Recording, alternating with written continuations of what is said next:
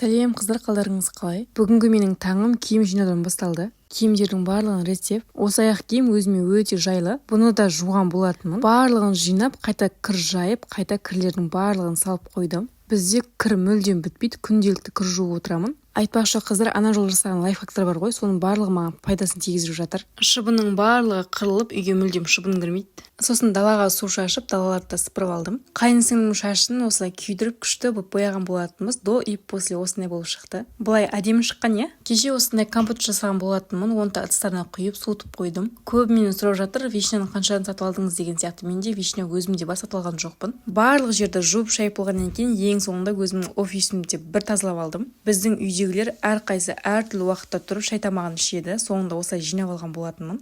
Сосын бізде бүгін отбасылық күн болған. Өзіміз бала шағамызбен осылай бассейнге барған болатынбыз. Ең соңында осылай дауыл, топан болып кетті, быт-шыт болып үйге қайтқан болатынбыз. 2 сағатқа 15 000 теңге төледік. Қандай жерге барғанымызды айтайын ба қыздар?